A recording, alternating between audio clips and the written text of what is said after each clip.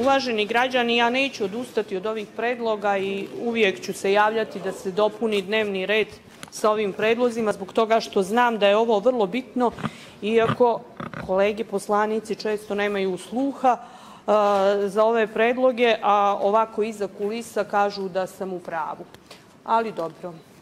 Prođe neko vrijeme, pa onda neko iz opozicije, a nerijetko iz vlasti, prepiše nešto od nas, pa ga ovdje plasira i kao svoje, ali navikli smo na to.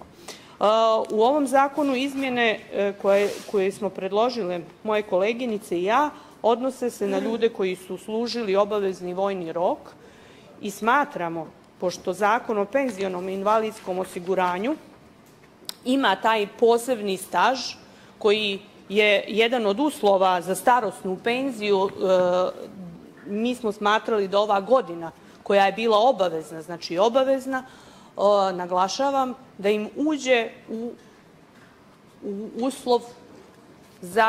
uslov staža za dobijanje penzije, starosne penzije. Posebno nam je ovo bilo bitno iz razloga što znamo da ovo nije rješenje koje ne postoji u drugim zemljama, čak postoji u zemljama Evropske unije, koje su sada članice Evropske unije, a bile su nekada članice ovog istočnog bloka, tako da slično rješenje postoji, recimo, od ovih bivših jugoslovenskih u Sloveniji, zatim postoji u Mađarskoj, u Češkoj, i ovo pitanje je kod njih pozitivno riješeno u korist nekadašnjih vojnih obveznika. Znači, ako ste nekoga tjerali da bude godinu dana u vojsci, valjda možete da mu staž taj uračunate u obavezni staž.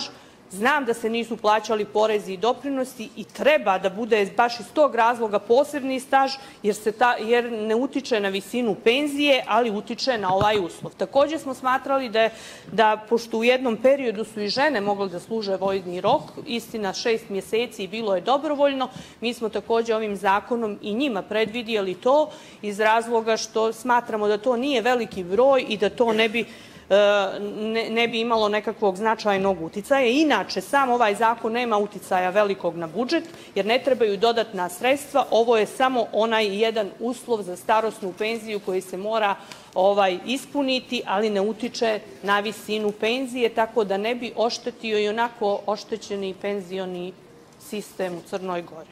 Ali očigledno da neko zbog nekakvih strahova drugih neće da podrži ovaj predlog i ja prosto moram reći da sam iznenađena time, jer znam da veliki broj, posebno u ovo vrijeme kada mi ovu starosnu granicu pomjeramo naprijed na 67 godina, da ovo mnogim ljudima znači. Hvala vam. Stavljam na glasanje predlog poslanice Bošnjak da se na dnevni red stavi predlog zakona o dopuni Zakona o penzijskom i invalidskom osiguranju. Izvolite.